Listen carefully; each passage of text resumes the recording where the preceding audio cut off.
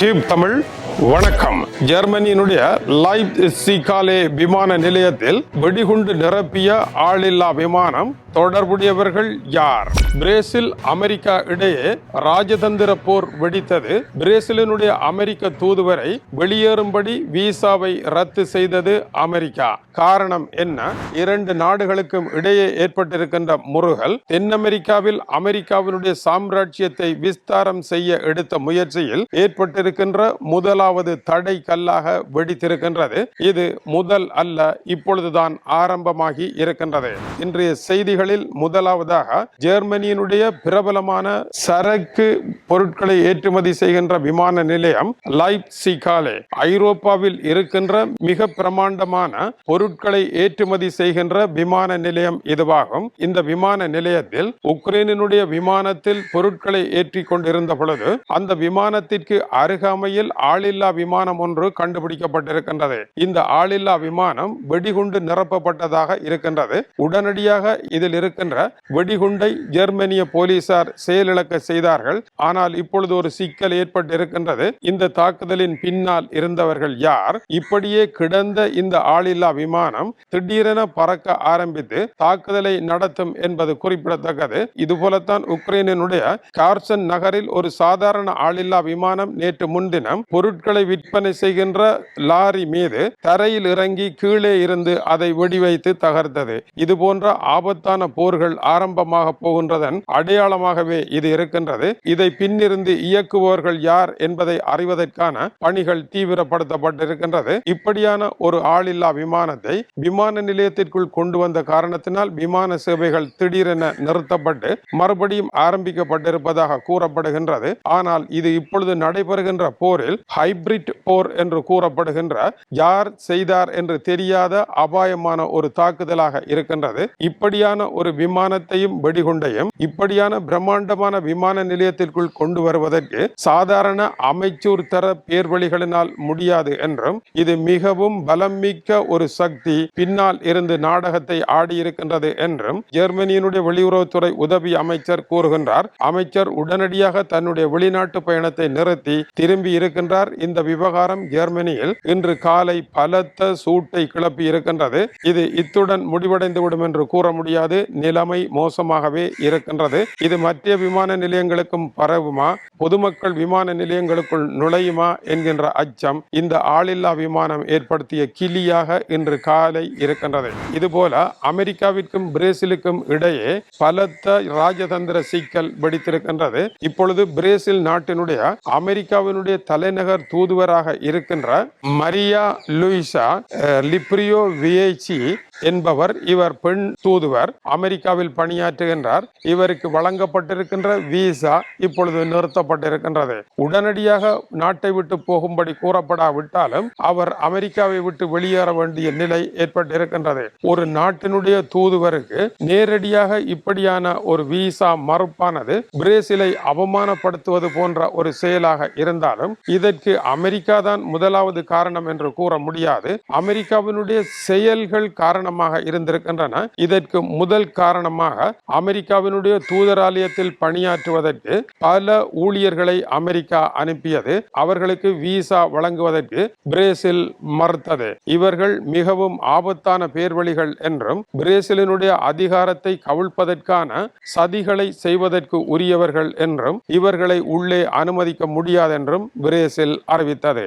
இவர்கள் அப்படி என்னதான் செய்ய வருகின்றார்கள் என்றால், இப்பொழுது பிரேசிலினுடைய புதிய அதிபர் வேட்பாளராக வந்திருக்கின்ற முன்னைய அதிபர் பொல்சோனாரோவினுடைய மகன் பிரேசிலில் நடைபெறுகின்ற தேர்தலும் அங்கிருக்கும் இலத்திரனியல் வாக்களிக்கும் கருவிகளும் போலியானவை என்றும் பின்புறமாக சூதாட்டம் நடந்து நாங்கள் யாருக்கு வாக்களித்தாலும் ஆட்சியில் இருப்பவர்கள் வெற்றி பெறக்கூடியவாறு அது செய்யப்பட்டிருக்கின்றது என்று கூறியதன் பின்னதாக பிரேசில் நாட்டினுடைய வாக்களிக்கும் இயந்திரங்கள் உண்மையாக செயற்படுகின்றனவா, அவற்றினுடைய தர தாரதமியம் என்ன என்பதை தாங்கள் அறிய விரும்புவதாகவும், அதுபோல உண்மையாகவே பிரேசிலில் மத சுதந்திரம் என்பது இருக்கின்றதா என்பதை பார்க்க வேண்டும் என்றும், பிரேசிலில் இப்பொழுது இருக்கின்ற லூலாவினுடைய ஆட்சியில் கருத்து சுதந்திரம் இருக்கின்றதா என்பதையும் தாங்கள் அறிய விரும்புவதாக இந்த தூதரக அதிகாரிகளினுடைய பயணத்தின் காரணம் விளக்கப்பட்டிருந்தது.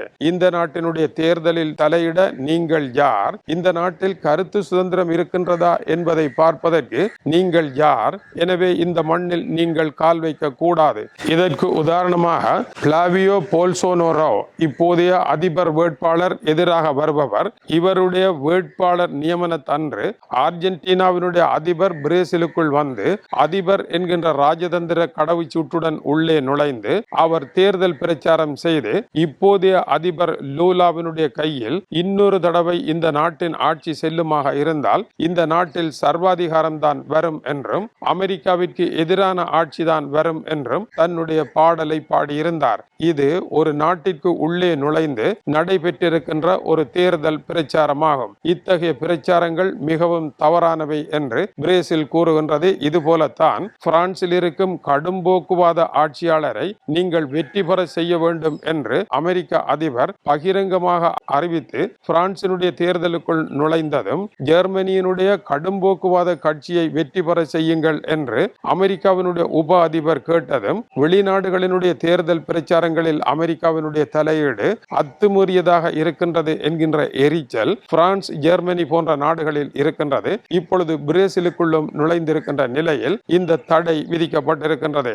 இதை தொடர்ந்து இப்போது பிரேசிலுக்கான புதிய தூதுவராக நியமிக்கப்பட்டிருக்கின்ற அமெரிக்க தூதுவருக்கும் விசா வழங்குவதை பரிசோதிக்கின்றோம் என்று கூறி அதையும் இடைநிறுத்தி வைத்திருக்கின்றது பிரேசில். இதை தொடர்ந்து பிரேசில் நாட்டினுடைய தூதுவரனுடைய விசாவை அமெரிக்கா நிறுத்தி இருக்கின்றது. பிரேசிலை பொறுத்தவரையில் ஒரு விடயத்தை தெளிவாக சொல்லுகின்றது.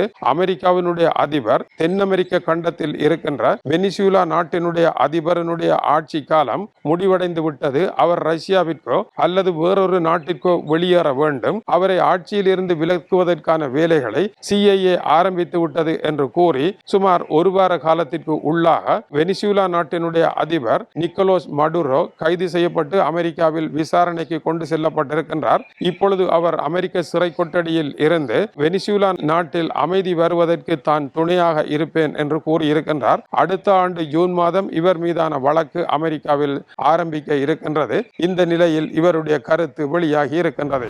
இது போன்ற செயல்களை தொடர்ந்தும் செய்ய போகின்றோம் என்றும், வெனிசுலாவுடன் நண்பராக இருந்த கியூபா நாட்டினுடைய அதிகாரம் இனிமேல் முடிவடைகின்றது என்றும், அங்கு ஆட்சி மாற்றம் வேண்டும் என்று அமெரிக்காவினுடைய கடற்படை கியூபாவிற்கு வெளியே நிற்கின்றது என்பதும், கியூபாவிற்கான எரிபொருள் ஏற்றுமதியை தடுத்து அந்த நாட்டில் பெட்ரோலே இல்லாத சூழ்நிலையை உருவாக்கி பெரும் நெருக்கடியை அமெரிக்கா கொடுத்து கொண்டிருக்கின்றது, நாட்டினுடைய ஆட்சி கவிழ்வதற்கு ஏற்றவாறு. இந்த வகையில் அர்ஜென்டினா என்கின்ற நாடு அமெரிக்க புகழ் பாடி தன்னை காப்பாற்றிக் கொள்ளுகின்றது.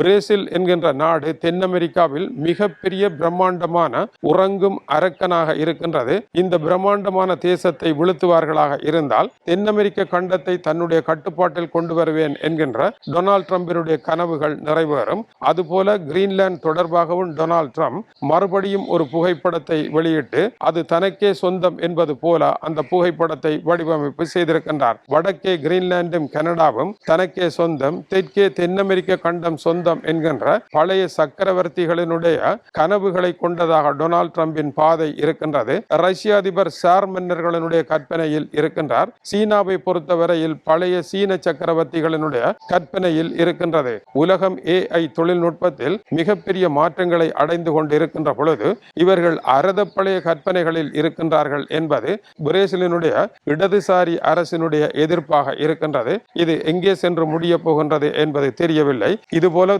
கொலம்பியா நாட்டினுடைய ஆட்சியையும் அமெரிக்கா மாற்றுவேன் என்று கூறியிருக்கின்றது. தென் அமெரிக்காவில் பல நாடுகளில் தலையிட்ட அமெரிக்கா பிரேசிலில் கை வைப்பதற்கு முன்னதாக பிரேசில் ஆட்டத்தை ஆரம்பித்திருக்கின்றது. பிரேசிலின் துணையாக சீனா, ரஷ்யா இருப்பது குறிப்பிடத்தக்கது. பிரிக்ஸ் மூலமாக பிரேசில் தன்னுடைய அதிகாரத்தை கொண்டு வர முயற்சி எடுத்திருப்பதும், சீனாவினுடைய நாணயத்தில் வர்த்தகத்தை செய்ய இணங்கி இருப்பதும், இதனால் அமெரிக்க டாலரை நிராகரித்திருப்பதும், அமெரிக்காவிற்கு பதிலாக சோயாவை சீனாவிற்கு பிரேசில் ஏற்றுமதி செய்ய தொடங்கி இருப்பதும் அமெரிக்க பொருளாதாரத்திற்கு அடியாக இருக்கின்ற நிலையில் அமெரிக்கா பிரேசில் பிரேசிலினுடைய உள்ளக அரசியலில் நுழைய முற்பட்டிருப்பதன் அடையாளமாகவும் அதை தடுப்பதற்கான முயற்சியாகவும் இந்த அதிரடி செய்தி இருக்க, இப்பொழுது ஜெர்மனிக்குள் ஆளில்லா விமானம் வெடிகுண்டுகளை நிரப்பியபடி விமான நிலையத்தில் படுத்திருந்த கதை வரை இன்றைய மதிய நேர செய்திகள் சூடு பிடித்திருக்கின்றன. தொடர்ந்து இணைந்திருங்கள், மேலும் சூடான செய்திகள் வருகின்றன. இது தமிழினுடைய உலக செய்திகளுக்காக இலங்கை வடபுலம் யாழ்ப்பாணத்திலிருந்து கீசே துறை. வணக்கம் உறவுகளே.